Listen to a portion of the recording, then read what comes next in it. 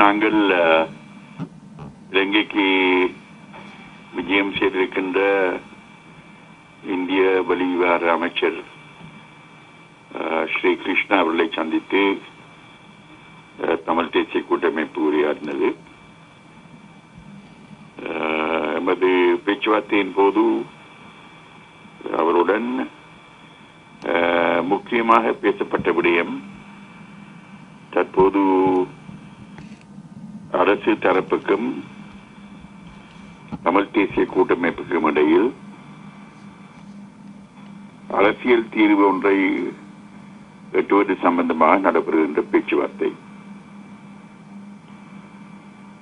கடந்த ஒரு வருட காலமாக மிகவும் விசுவாசமாக பிரிக்கப்படாத ஒருமித்த நாட்டுக்குள் ஒரு நியாயமான நடைமுறைப்படுத்தக்கூடிய நினைத்து நிற்கக்கூடிய ஒரு அரசியல் தீர்வை காணுவதற்கு நாங்கள் மிகவும் விசுவாசமாக முயற்சிகளை மேற்கொண்ட போதிலும் கூட அரசாங்கத்தினுடைய அசமந்த போக்கின் காரணமாக பேச்சுவார்த்தையில் விதமான முன்னேற்றமும் இட்டவரையில் காணப்படவில்லை என்பதை அவருக்கு நாங்கள் தெளிவாக எடுத்து கூறினோம். ஏனென்றால் இந்த பேச்சுவார்த்தை ஆரம்பிப்பதற்கு இந்தியாவுடைய பங்களிப்பும் இருந்தது. பேச்சுவார்த்தை விதமாக தொடர்வதாயிருந்தால் பேச்சுவார்த்தையினுடைய குறிக்கோளை அடைவதற்கு ஆக்கபூர்வமாக செயல்படாமல் நிச்சயமாக நமது மக்களும் இனிவர்களும் இந்த பேச்சுவார்த்தையில் நம்பிக்கை இழக்க வேண்டிய நிலைமை ஏற்படும். மக்கள் மீது நம்பிக்கை இருக்கக்கூடிய ஒரு சூழல் ஏற்படலாம். அதனால் இந்த பேச்சுவார்த்தை தனது இலக்கை நோக்கி செல்வதற்கு தற்போதைய நிலைமைகளை திருத்தி அமைப்பதற்கு எடுக்க வேண்டிய முயற்சிகள் எடுக்கப்பட வேண்டும்.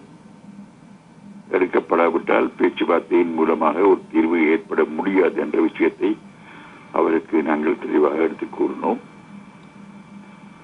ஆனால் நான் முன்கூறிய பிரகாரம் ஒரு நியாயமான நடைமுறைப்படுத்தக்கூடிய நிலைநிற்கக்கூடிய ஒரு அரசியல் தீர்வு ஏற்படுமாயிருந்தால் அதை எமது மக்களும் புலம்பெயர்ந்த தமிழ் மக்களும் கூட பெருவாரியாக ஏற்றுக்கொள்வது தயாராயிருப்பார்கள்.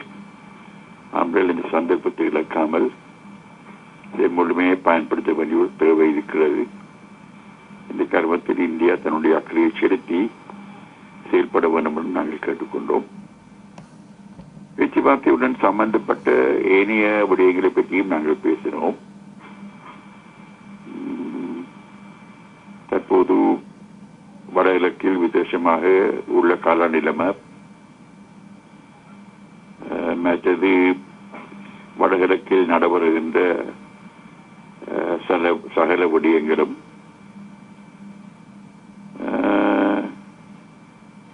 சம்பூர் அனல் மின் நிலையம் சம்பந்தமாக அந்த மக்கள் மீள் குடியமர்த்தப்பட வேண்டிய தேவை, அவருடைய சொந்த காணிகளில் அதுக்கு இந்தியா உதவியா இருக்க வேண்டும்.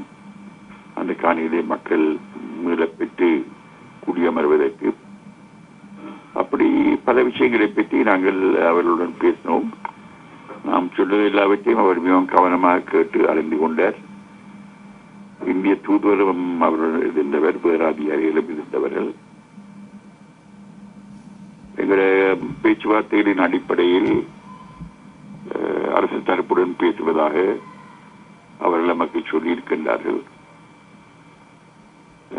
நாங்கள் தொடர்ந்து எடுக்க வேண்டிய நடவடிக்கைகள் எடுத்துக்கொண்டு வருவோம். இத்தவரையில் நாங்கள் குறிப்பிட்ட தேதிகளில் விதமான மாற்றமும் இல்லை. நாளைக்கு பேச்சுவார்த்தை ஆரம்பிக்க வேணும். ஆனால் அது நாளைக்கு பிறகுதான் நாங்கள் நிலைமையை நிச்சயமாக சொல்லலாம். ஏனென்றால் ஊடகங்களில் வர்ற செய்தியில பார்த்தால் சில குழப்பங்கள் அரசாங்க மத்தியில் இருப்பதாக நாங்கள் அறிகின்றோம். ஆனால் அதை பற்றி நாங்கள் கருத்தில் சொல்ல தற்போது விரும்ப இல்லை. நாளைக்கு பிறகுதான் அதை பற்றி நாங்கள் கருத்து